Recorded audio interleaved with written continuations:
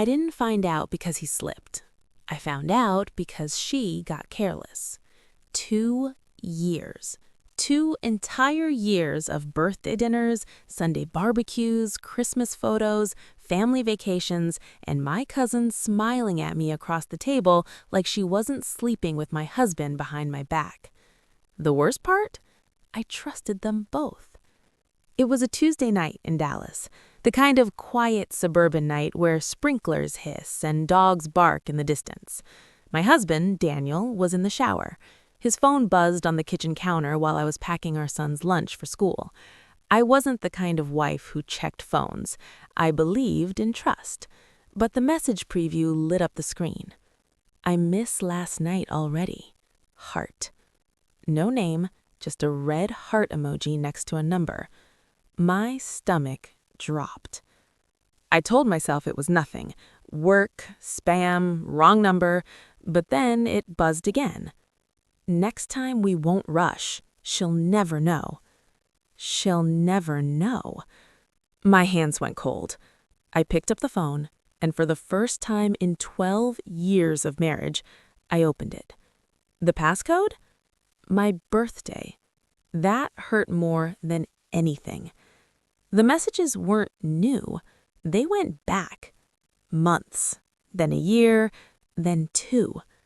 Hotel receipts, pictures, voice notes, inside jokes, and then I saw her name. Megan, my cousin.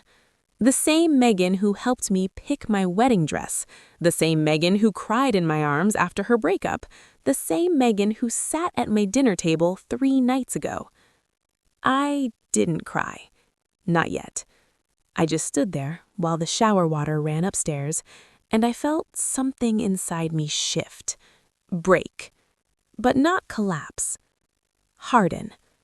When Daniel came downstairs, towel around his waist, smiling like everything was normal, I smiled back. That's when I decided. I wouldn't scream, I wouldn't beg, I wouldn't confront. Not yet. If they could lie for 2 years, I could plan, and I was about to plan perfectly. The first rule of revenge? Silence. I put his phone back exactly where it was. I finished packing lunch, I kissed him goodnight, and I started building my exit. I called a lawyer the next morning, not a dramatic one from TV, a quiet, shark-eyed woman in downtown Dallas who specialized in high-asset divorces. Her name was Claire Bennett. She didn't flinch when I told her everything. She just said, "Do you want revenge or do you want to win?" I looked at her and answered calmly, "I want to win." And that's when my transformation began. Because while Daniel thought he was his loyal, clueless wife, I was gathering evidence. Bank statements, property records, text screenshots, hidden transfers. Oh yes, there were hidden transfers. And Megan? She had no idea she was about to lose more than a secret affair. She was about to lose her reputation, her job, and the only family who still trusted her.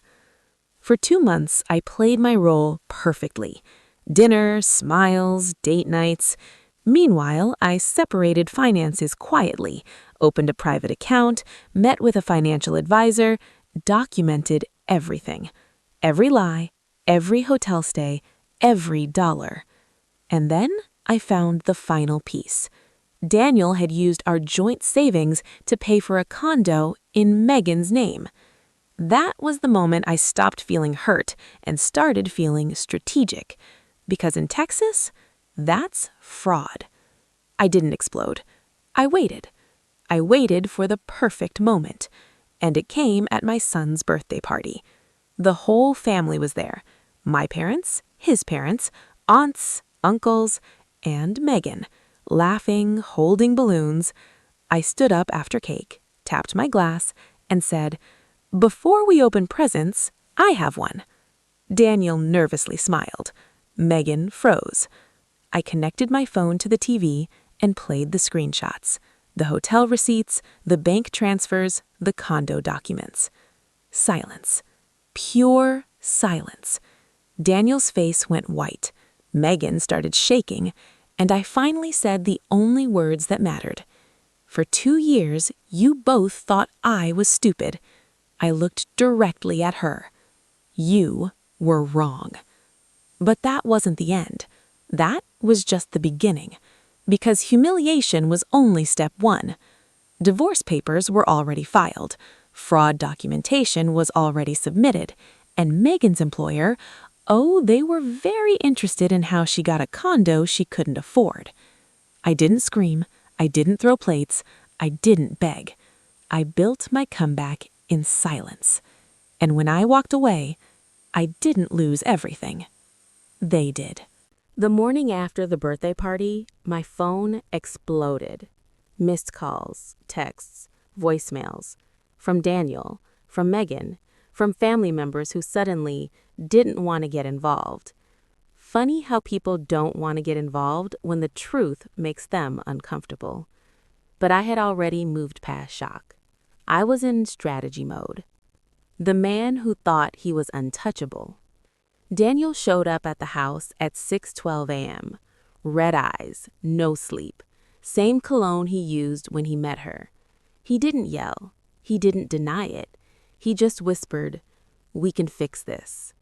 Fix it. 2 years of hotel rooms, 2 years of lies, 2 years of sleeping next to me after sleeping with her. And he thought it was something you fix. I stepped aside so he could come in. Calm, controlled. That scared him more than screaming ever would. "You don't understand," he said. "It was just physical." I laughed. 2 years isn't physical. That's a relationship. He flinched. Good. The papers. When I handed him the divorce documents, his hands shook. Not because of heartbreak, because of what was inside. Claire had worked fast, and Claire didn't miss details. Texas is a community property state, which meant every dollar he secretly spent, every transfer, every hidden asset, counted.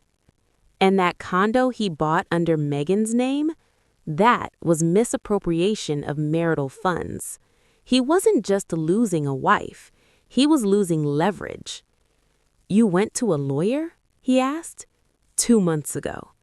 That's when realization hit him. I hadn't reacted, I had prepared. Megan's meltdown. Megan didn't show up at the house. She sent paragraphs, long emotional essays about falling in love and not meaning to hurt me. Love. She called betrayal love. I didn't reply, but someone else did. Her employer. See, Megan worked in finance compliance at a mid-sized firm in Houston. You know what compliance departments don't like? Fraud. The condo purchase trail had Daniel's name, but the ownership structure? Her signature. And when Claire quietly forwarded documentation through proper legal channels, questions were asked. Internal investigations began. Suddenly, Megan wasn't sending emotional text anymore. She was calling, crying, panicking. "You're ruining my life," she screamed in a voicemail. "No, you did that. I just turned on the lights." The family divide. My aunt, her mother, called me. "You embarrassed her in front of everyone." I stayed quiet. "She made a mistake," she continued. A mistake? For 2 years? I finally said what needed to be said. She didn't just betray me, she betrayed this entire family. I just refused to protect her lies. Silence. That's the thing about truth. It makes people uncomfortable because it forces them to choose sides. And slowly, they were choosing. Not loudly, but quietly. Invitations stopped including Megan. Family group chats went silent when she typed. Consequences don't need shouting. They just need exposure. The man who started to panic. Daniel underestimated me. He thought I'd cry, beg, blame myself. Instead, I met with financial advisors, reorganized investments, secured custody arrangements, and I stopped wearing my wedding ring. That shook him more than the paperwork. One night he showed up again, this time angry. "You're turning everyone against us." Us. He still said us. I looked at him across the kitchen. "There is no us." "You're being cold." "No, I'm being done," I replied calmly. That was the moment he realized something terrifying. I wasn't hurt anymore. I was detached. And detachment is a door that never reopens. The twist he didn't see coming. During asset discovery, something surfaced. Not just the condo. There was a second account, one he hadn't disclosed. Offshore. Small transfers over time. Nothing dramatic, just enough to think no one would notice. Claire noticed. And when she did, she smiled. Now we have leverage. Daniel wasn't just facing divorce. He was facing financial penalties, legal exposure, and the possibility of paying far more than he ever imagined. He called me that night, voice cracking. "We don't have to make this ugly." I answered softly, "You made it ugly 2 years ago." Meanwhile, I changed. I started therapy. Not because I was broken, but because I refused to carry bitterness into my future. I cut my hair, joined a gym, updated my wardrobe, not for revenge, for rebirth. Pain either shrinks you or sharpens you. It sharpened me, and Daniel noticed. One afternoon during a custody exchange, he stared at me. "You look different." "I am." And that's when fear replaced regret in his eyes, because he realized something bigger than divorce was happening. I was evolving without him. Megan's collapse. 3 weeks later, the news came. Megan was placed on administrative leave, internal audit pending. Apparently, compliance officers are expected to avoid financial irregularities in their personal affairs. Who knew? She sent one last message. "You've destroyed everything." I typed back just 5 words. "You destroyed it. I exposed it." And then I blocked her. For good. The court date. The first hearing was set for early fall. Daniel looked exhausted. Stress ages men faster than guilt. His lawyer tried to negotiate, tried to paint it as a mutual breakdown. Claire slid the documentation across the table. Receipts, transfers, hidden assets, the condo. The judge raised an eyebrow, and suddenly the tone changed. Because this wasn't a sad marriage story. This was financial deception layered over infidelity. Different category, different consequences. And that's when Daniel finally whispered the truth. Not to the court, to me. "You didn't think I'd fight like this." I looked him dead in the eyes. "You didn't think I'd find out." But the war wasn't over. Because just when I thought everything was settling, Megan made one final desperate move. And it was the biggest mistake of all. The thing about desperate people, they stop thinking. And Megan was desperate. The narrative flip. 3 days before our second court hearing, my phone buzzed nonstop again. But this time it wasn't Daniel. It was family, friends, even a neighbor. "Is this true? Why didn't you tell us? I didn't know you were unhappy." Confused messages, concerned tones. Then my best friend sent me a screenshot, a Facebook post. Public, long, emotional, written by Megan. Sometimes marriages break long before outsiders know. Sometimes 2 people connect because they were both hurting. I never meant to hurt anyone, but I refused to be painted as a villain for falling in love. No names mentioned, but everyone knew. The comments were worse. "She deserves happiness too." Love is complicated. You don't know what happens behind closed doors. Behind closed doors? For 2 years, she was behind mine. I didn't respond. Silence had worked before. But then she crossed the line. 2 hours later, she updated the post. For those asking, yes, he told me we were separated. Separated. My hands went cold. That wasn't just narrative twisting. That was a legal lie. Because during those 2 years, we filed joint taxes, took vacations, attended couples counseling for 6 months, shared a mortgage, shared a bed. Separated wasn't blurry. It was false. And false statements during ongoing legal proceedings? That's dangerous. For her. The call I wasn't supposed to receive. That night, Daniel called. I almost ignored it, but something told me to answer. He sounded frantic. "She's spiraling," he said. "You need to tell people we were having problems." I leaned back against the kitchen counter. "So now I'm supposed to lie for you?" "It's not lying," he snapped. "We weren't happy." Unhappy isn't separated. Silence. Then he said something that changed everything. "She's saying she might testify that we were basically done." I smiled slowly. "Good." He paused. "What do you mean, good?" "Because if she testified under oath, she'd have to stick to the story. And we had records. So many records." The recording. Here's what Megan didn't know. 2 months ago, when I first confronted Daniel privately before the birthday exposure, I recorded it. Not illegally. Texas is a one-party consent state, and I was that one party. In that recording, Daniel admitted everything. The timeline, the secrecy, the condo, the fact that we were never separated because it would have looked bad. Claire nearly applauded when I handed it to her. "You waited," she said. I learned. Court day.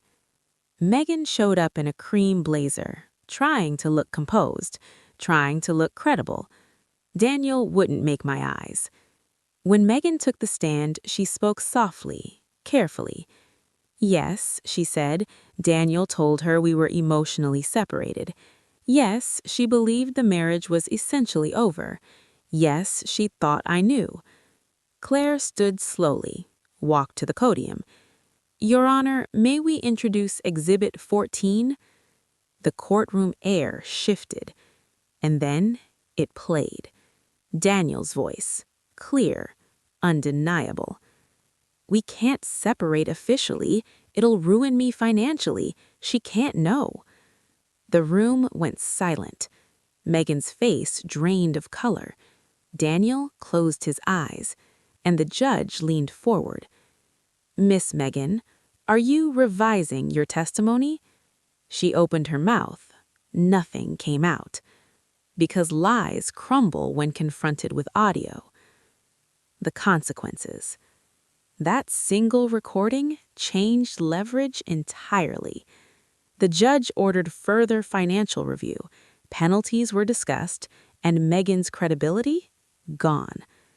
After the hearing, Megan approached me outside, mascara smudged, voice shaking. "You set me up." "No," I said evenly. "I documented the truth. You could have handled this privately." "You had 2 years to handle it privately." She started crying, but not the soft, guilty kind, the angry kind. "You always thought you were better than me." And there it was. Not love, not passion, envy. That explained more than the affair could ever. Daniel breaks. That night, Daniel showed up again, but this time he wasn't angry. He was defeated. She might lose her job. I didn't respond. I might lose everything. I looked at him quietly. "You already did." He sat down at the kitchen table, the same table where we once planned our future, and for the first time in 12 years, he cried. Real tears, not manipulation, not strategy, just the weight of consequences. I didn't think it would go this far. That's the problem with secrets. You never think about the day they surface. The final blow. 2 weeks later, Megan was officially terminated pending investigation results. Daniel's offshore account triggered IRS scrutiny, and the judge ruled temporary financial restrictions until final settlement. Their love story had turned into legal damage control. And me? I wasn't celebrating. I was healing. There's a difference. Revenge screams. Justice is quiet. But just when everything seemed to be closing, Daniel did something I never expected. He chose me, publicly, and it destroyed whatever was left of Megan. The irony? He didn't choose me when it mattered. He chose me when he was losing. The public apology. It happened on a Sunday afternoon, family dinner at his parents' house, the same dining room where Megan once passed me mashed potatoes like she wasn't sleeping with my husband. Everyone was there. His parents, mine, aunts, uncles, even a few cousins who pretended they didn't want drama. Daniel stood up before dessert, cleared his throat, and said, "I need to say something." I didn't look at him. I kept cutting my food slowly. He betrayed my wife, he said, not because she failed me, not because we were separated, but because I was selfish. Silence. Forks stopped moving. I lied, I manipulated, I hurt my family, and I take full responsibility. My mother inhaled sharply. His father stared at the table, and then he said the part that hit like thunder. Megan pursued something I should have shut down immediately, but I let it happen. I ended it, and I want my marriage back. The room shifted. Megan wasn't there, but I knew someone would tell her. Why he did it. Later that night, Daniel texted. I had to tell the truth. I couldn't let her keep twisting it. No, you did it because the investigation is closing in, because your lawyer told you credibility matters, because you're scared. Fear can look like love if you don't look closely, but I was looking closely now. Megan's explosion. 3 hours later, my phone rang. Blocked number. I answered. Heavy breathing. Then, her voice. You think you won? I'm not competing. You humiliated me. Now he's humiliating me too. I stayed calm. You humiliated yourself. You're acting so righteous, she spat, like you're perfect. I almost laughed. I'm not perfect. I'm faithful. She snapped. You're cold. That's why he needed me. There it was again, blame shifting, as if betrayal was therapy. I ended the call, and this time I didn't feel anger. I felt distance, complete irreversible distance. The offer. A week later, Daniel asked to meet privately. Neutral location, coffee shop downtown. He looked thinner. Stress had carved sharp lines into his face. I'll give you everything, he said. The house, primary custody, substantial financial settlement, protection clauses regarding hidden assets. And the condo? Liquidated. Proceeds counted as marital funds. Megan got nothing from it, not even closure. When the judge stamped the decree, I felt nothing. Not triumph, not sadness, just clarity. 12 years ended with the sound of papers sliding across a desk. That's how quietly a life can change. Megan's last move. 2 days after the divorce finalized, Megan showed up at my door, unannounced. No makeup, no confidence, no performance, just raw desperation. He left me, she whispered. Of course he did. Once public apology and financial pressure hit, their fantasy collapsed. Affairs survive in shadows, not under fluorescent truth. You ruined everything, she said again, but softer this time. I looked at her, really looked. This wasn't my rival.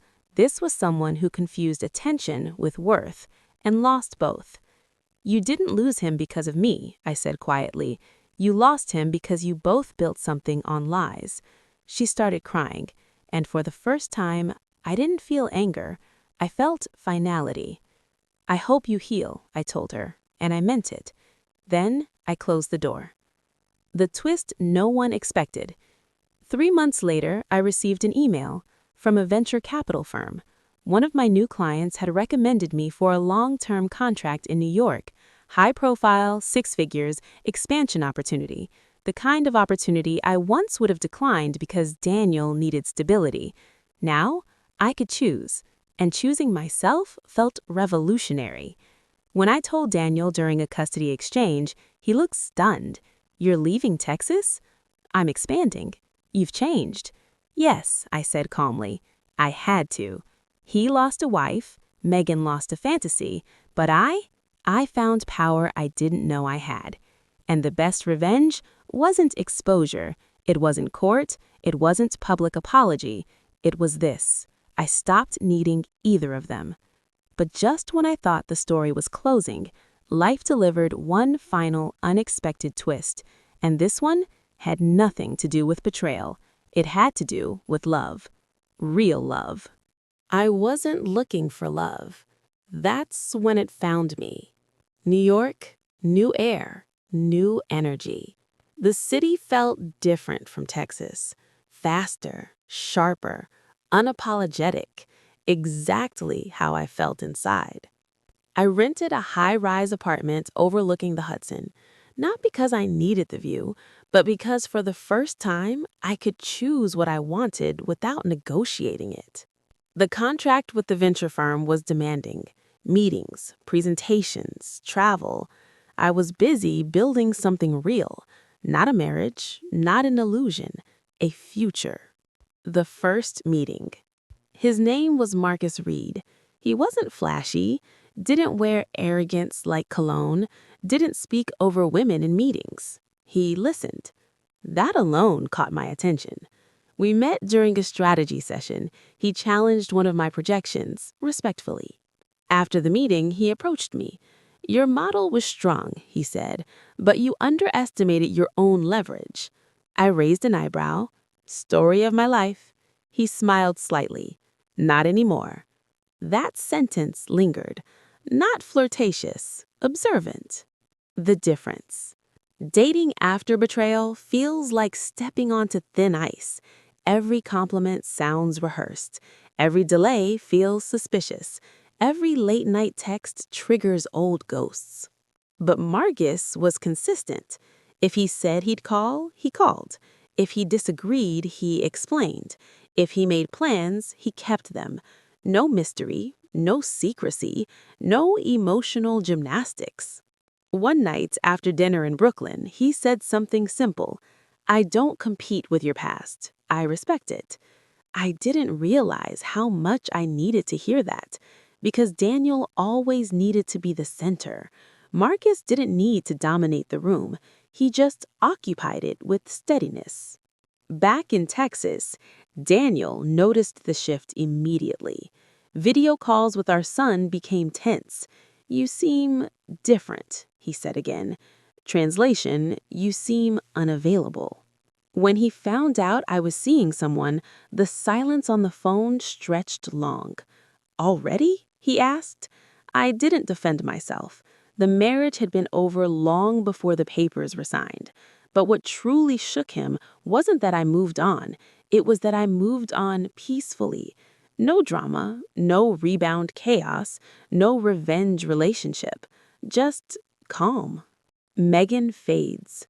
Word travels quietly in family circles. Megan moved out of Houston, left the firm, left social media, left group chats. No dramatic exit, just disappearance. Affairs burn hot, but when exposed, they turn cold fast. I didn't stalk her page, didn't ask questions, didn't care. Because when someone betrays you deeply, there's a moment when they stop existing emotionally. She reached that point. Complete erasure from my inner world. That's freedom. The real test. 6 months into dating Marcus, I panicked. Not because of him, because of me. We were sitting on his balcony overlooking Manhattan when he reached for my hand, and suddenly I felt fear. Not of betrayal, of vulnerability. Trusting again felt reckless. "I was cheated on," I said bluntly. "I know," he replied gently. what if I never fully trust anyone again? He didn't rush to reassure, didn't promise perfection. He just said, trust isn't blind. It's built, slowly, with proof. That's when I realized something powerful. Healthy love doesn't demand you erase your scars. It respects them. The moment everything shifted. The real shift didn't happen during a romantic dinner. It happened on an ordinary Tuesday. My son had the flu. I was exhausted, overwhelmed, behind on deadlines. Marcus showed up unannounced, not dramatically, just with soup and pediatric medication. He didn't try to be dad, didn't overstep. He just supported, quietly. And when I thanked him, he said, "You don't have to survive everything alone anymore." That sentence broke something open inside me, because survival had been my identity for months. But I wasn't surviving anymore. I was living. Daniel's realization. During a custody exchange over the holidays, Daniel saw Marcus for the first time. No confrontation, no territorial tension, just two men shaking hands. Marcus steady, Daniel unsettled. Later that night, Daniel texted, "He seems solid." "He is," I replied. A pause, then, "I never thought you'd actually leave me emotionally." That was the most honest thing he'd said in years. "You left first," I replied, and that was the end of that conversation. The ultimate revenge. Here's what people misunderstand about revenge. It isn't public humiliation, it isn't legal wins, it isn't watching someone lose their job. It's peace. It's waking up without resentment. It's laughing without checking someone's phone. It's loving without suspicion. 1 year after the divorce, I stood in my New York apartment, watching snow fall over the river. Marcus behind me, my son asleep down the hall, my career expanding, my heart steady. Daniel and Megan were the storm, but storms pass, and what remains? Growth. The final closure. Months later, I received a short email from Megan. No drama, no excuses, just, "I'm in therapy, I'm sorry." I read it once, then deleted it. Forgiveness doesn't require reconnection. Some chapters close quietly, and that's okay. The last line. 2 years of betrayal didn't destroy me. It revealed me, stronger, sharper, unafraid to walk away, unafraid to love again. They thought they were my downfall. They were my transformation. And that was the real victory. Just when life felt steady, the past knocked. And this time, it wasn't emotional. It was legal. The call from Texas. It was a Thursday morning in New York. Snow melting, coffee half finished, Marcus already at work. My phone lit up with a Texas area code. Daniel. I almost ignored it. Almost. But something in my chest tightened. I answered. His voice sounded strained. "There's an audit," he said immediately. "What kind of audit?" "The offshore account. They're expanding it. They think Megan might have known more than she admitted." I stayed quiet. "Because this had nothing to do with me anymore." "We might need you to confirm timelines," he added. "We." That word again. "There is no we," I said calmly. "There is you and the consequences of your choices." Silence. Then softer. "I never thought it would follow me this long." I looked out at the Hudson. That's the thing about deception. It echoes. The ripple effect. Within weeks, it surfaced publicly. Not headlines, not national news, but industry whispers. Daniel's firm initiated internal compliance review. Clients started asking questions. Financial scrutiny spreads like wildfire in corporate spaces. Marcus saw the tension on my face that night. "You okay?" he asked. "I don't want to be dragged back into something I already walked away from." He nodded. "Then don't." It sounded simple, but detachment is a discipline, and I chose it. The unexpected invitation. 3 months later, I received something I didn't expect. An invitation from Daniel's mother, handwritten. She wanted to see our son for spring break, but at the bottom of the note she added, "I owe you an apology." I debated going. Old wounds, old rooms, old energy. Marcus didn't tell me what to do. He just said, "Closure sometimes comes from unexpected places." So I went. The dinner that changed everything. Back in Texas, the air felt heavier, not because of pain, but because I no longer belonged there. Daniel wasn't home when we arrived, just his parents. His mother looked smaller somehow, age mixed with disappointment. I defended him, she admitted quietly over tea. I told myself it was a phase. She looked at me directly. "You didn't deserve that." It wasn't traumatic, no tears, just truth. And sometimes that's enough. "I know," I replied. That was growth. Once upon a time, I would have needed validation like oxygen. Now, it was just confirmation of something I already understood. The final face-to-face. Daniel came by to pick up our son the next day. We stood outside the house. Texas sun warm, birds loud, silence heavier than before. He looked older. Stress reshapes men who once thought they controlled everything. "They're moving forward with penalties," he said. "I'm sorry." It wasn't about the marriage anymore. It was about his life unraveling. "I'm not your emotional safety net," I said gently. "I know." He hesitated. "I lost more than a wife." I didn't respond, because acknowledgement doesn't require reconciliation. He looked at me one last time. "You're really happy, aren't you?" And for the first time, I smiled without effort. Yes. That word ended us more permanently than divorce papers ever could. Back in New York. When I returned, something inside me felt lighter, like a chapter had finally sealed. Marcus met me at the airport. No grand gestures, just presence. On the drive home, he asked softly, "Did you get what you needed?" I thought about it. The apology, the accountability, the final conversation. "Yes," I said, but not from him. From who? Myself. Because I no longer needed him to understand what he lost. I understood what I gained. The proposal. It didn't happen in a crowded restaurant. It didn't happen on a dramatic vacation. It happened on an ordinary night. Pizza boxes on the counter, my son asleep, city lights flickering outside. Marcus looked at me and said, "I don't want to replace your past. I want to build your future." Then he reached into his pocket. No speech, no performance. Just, "Will you choose me the way you chose yourself?" That question mattered more than the ring, because this time it was about choice. Not need, not fear, not validation. Choice. "Yes," I whispered, and it felt steady. Not explosive, not desperate. Steady. The real victory. 2 years after discovering the affair, I stood in a small rooftop ceremony in Manhattan. Close friends, simple vows, no extended Texas drama.